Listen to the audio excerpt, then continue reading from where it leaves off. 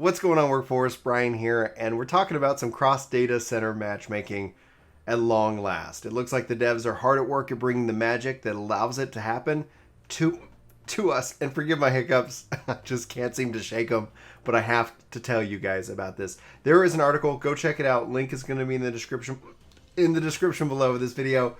Go check it out and give them some love for reporting on this. This is fantastic. So we're going to go over the article. I'm going to give you guys my thoughts, especially for what it means for PvP, what it means for the future of our community as somebody who gets to play on Aether, where we're separated from Primal and from, obviously, Crystal. Anyway, let's dive in. So the world visit system recently implemented in Final Fantasy XIV.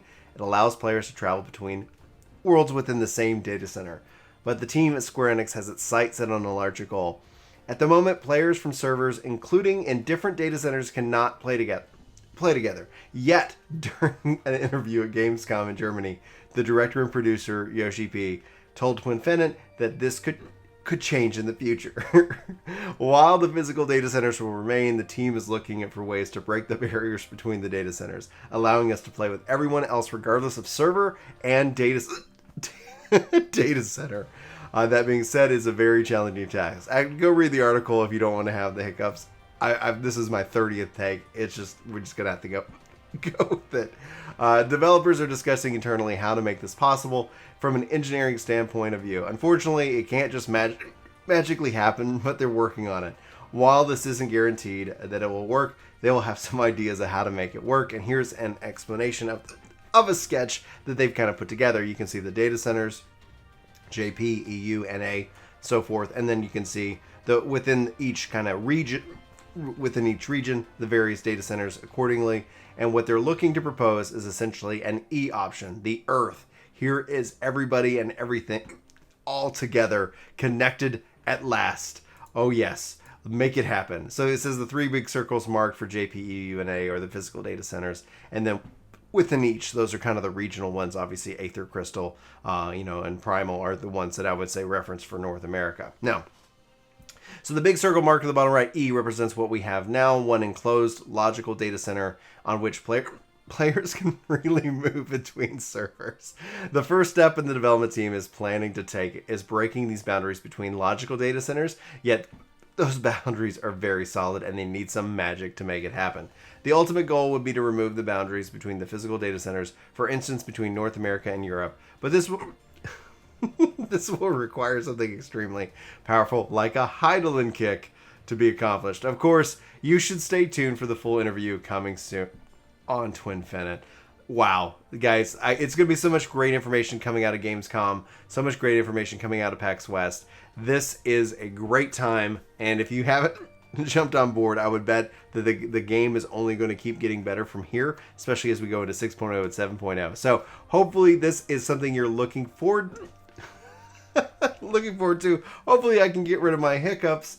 That's kind of where that's going to fall. And I'd love to know your thoughts on this. I know I've talked with several people who are worried about losing server identity, and I think it's important, but I don't know if it's a thing that is fondly remembered, and we'll see it with WoW with WoW Classic, as servers had that identity, they had that community.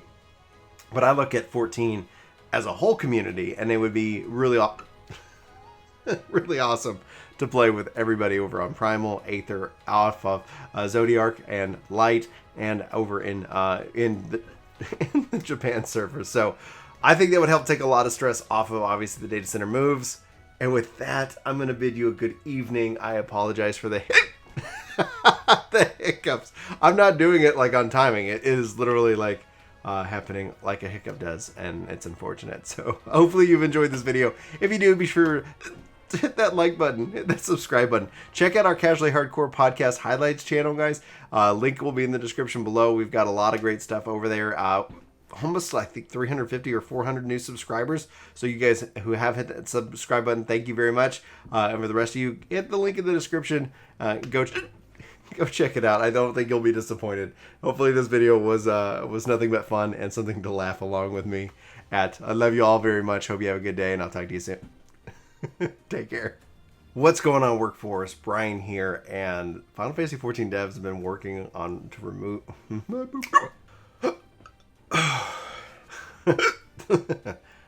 What's going on, Workforce? Brian here, and it looks like article.